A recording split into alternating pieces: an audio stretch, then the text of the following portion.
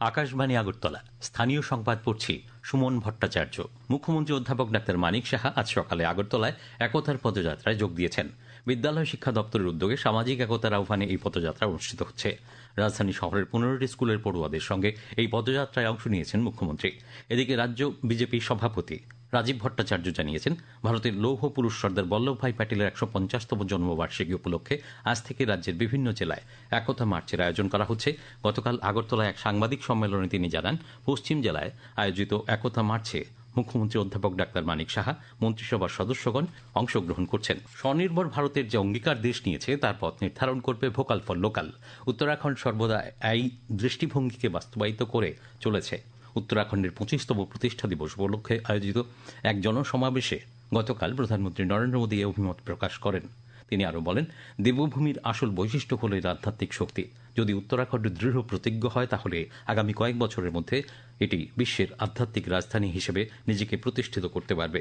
এ উপলক্ষে প্রধানমন্ত্রী নরেন্দ্র মোদী দেরাদুনের বন গবেষণা ইনস্টিটিউটে আয়োজিত এক অনুষ্ঠানে 8,000 কোটি টাকারও বেশি মূল্যের পানীয় জল, সেচ, কারিগরি শিক্ষা, জ্বালানি, নগর উন্নয়ন, ক্রীড়া এবং দক্ষতা উন্নয়ন সহ বেশ কয়েকটি গুরুত্বপূর্ণ উন্নয়ন প্রকল্পের উদ্বোধন এবং ভিত্তিপ্রস্তরও স্থাপন করেন। রাষ্ট্রপতি দ্রৌপদী মুর্মু গতকাল লুয়ান্ডায় অ্যাঙ্গোলার রাষ্ট্রপতি জো লোরেঙ্কোর সঙ্গে দ্বিপাক্ষিক বিষয়ে বিস্তৃত আলোচনা করেছেন। উভয় দেশ মৎস্য, জলজ পালন, সামুদ্রিক সম্পদ এবং কনসুলার বিষয়ে সহযোগিতা বৃদ্ধির জন্য সমঝোতার স্মারক বিনিময় করেছেন। রাষ্ট্রপতি মুর্মু আন্তর্জাতিক বিগ ক্যাট অ্যালায়েন্স IBCA এবং গ্লোবাল বায়োফুয়েলস অ্যালায়েন্স GBA যোগদানের অ্যাঙ্গোলার সিদ্ধান্তকে স্বাগত জানিয়েছেন। রাষ্ট্রপতি মুর্মু দ্বিপাক্ষিকভাবে এবং ভারত আফ্রিকা ফোরাম শীর্ষ সম্মেলনের বৃহত্তর কাঠামোতে অ্যাঙ্গোলার উন্নয়ন যাত্রায় নির্ভরযোগ্য অংশীদার হওয়ার জন্য ভারতের প্রতিশ্রুতি পুনর্ব্যক্ত করেছেন। কেন্দ্রীয় মন্ত্রী ডাক্তার জিতেন্দ্র সিং জানিয়েছেন যে 2021 থেকে বর্জ্য অপসারণের মাধ্যমে 5টি নিবেদিত বার্ষিক পরিষ্কার পরিচ্ছন্নতা অভিযানের মাধ্যমে মোট 4,085 কোটি টাকারও বেশি রাজস্ব আয় করা হয়েছে। ডক্টর সিং গতকাল বলেন, বর্জ্য বিক্রি করে অর্জিত এই 4,085 কোটি টাকারও বেশি অর্থ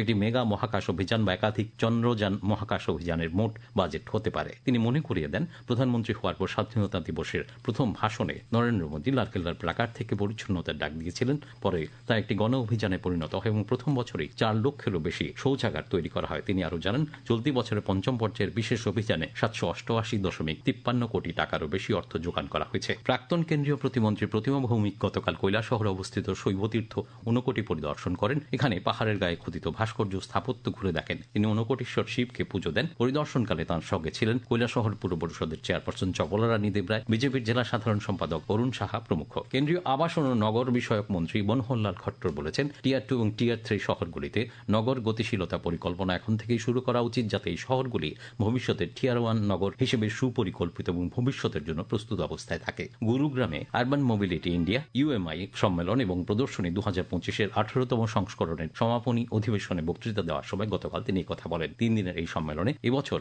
8টি দেশের 1,600 জনেরও বেশি প্রতিনিধি অংশগ্রহণ করেছেন। অনুষ্ঠানে শ্রী খট্টর PM ই-বাস সেবা প্রকল্পের লোগো এবং ওয়েবসাইট চালু করেন, যার লক্ষ্য হল নগর ও ছোট শহরগুলিতে সরকারি ও বেসরকারি অংশীদারিত্বের PPP মডেলে 10,000 বৈদ্যুতিক বাস পরিষেবা চালু করা। উত্তরপ্রদেশের গাজিয়াবাদে অনুষ্ঠিত জাতীয় অনূর্ধ্ব 15 বছরের দাবা প্রতিযোগিতায় ভারত সেরা হল রাজ্যের আন্তর্জাতিক মাস্টার অর্ষিয়া দাস। জাতীয় সাব জুনিয়র দাবা প্রতিযোগিতার বালিকা বিভাগে গতকাল 1 রাউন্ডের খেলা বাকি থাকতে অর্ষিয়া চ্যাম্পিয়নের খেতাব চূড়ান্ত করে নেয়। 10 রাউন্ডে অর্ষিয়ার সংগ্রহ 9.5 পয়েন্ট। আজ প্রতিযোগিতার শেষ রাউন্ডের খেলা হবে। রঞ্জি ট্রফির 4 দিনের খেলায় আসামের বিরুদ্ধে ত্রিপুরা দ্বিতীয় দিনের শেষে চালকের আসনে রয়েছে। এমবিবি স্টেডিয়ামে 4 উইকেটে 316 রান থেকে খেলতে নেমে রাজ্য দল গতকাল 7 উইকেটে 602 রানে প্রথম ইনিংসের সমাপ্তি ঘোষণা করে। দলের পক্ষে হনুমা বিহারী 156 এবং বিজয় শঙ্কর অপরাজিত 150 রান করেন। এছাড়া সেন্টু সরকার 94, মণিশঙ্কর মুরা সিং 52, রানা দত্ত 51 রান করেন। জবাবে খেলতে নেমে সফরকারী আসাম প্রথম ইনিংসে দিনের শেষে 4 উইকেট হারিয়ে 67 রান করে। আসাম এখন ফলোঅন এড়ানোর জন্য লড়াই করছে। জাতীয় অনূর্ধ্ব 23 বছরের সীমিত ওভারের ক্রিকেটের গ্রুপের প্রথম খেলায় গতকাল ত্রিপুরা পরাজিত হয়েছে। জয়পুরের অনন্তম মাঠে অনুষ্ঠিত খেলায় হিমাচল প্রদেশ 44 রানে রাজ্য দলকে হারিয়ে দেয়। আজ দুপুর পর্যন্ত আবহাওয়ার পূর্বাভাসে জানানো হয়েছে, আকাশ আংশিক মেঘলা থাকবে। সকালের দিকে হালকা কুয়াশা ছিল। দিনের তাপমাত্রা থাকবে সর্বোচ্চ 31 ডিগ্রির কাছাকাছি। আগরতলায় আজ ভোরের সর্বনিম্ন তাপমাত্রা ছিল 20 ডিগ্রি সেলসিয়াস। স্থানীয় সংবাদ এখনকার মতো শেষ হলো। পরবর্তী বাংলা স্থানীয় সংবাদ প্রচারিত হবে সন্ধ্যে 7টা বেজে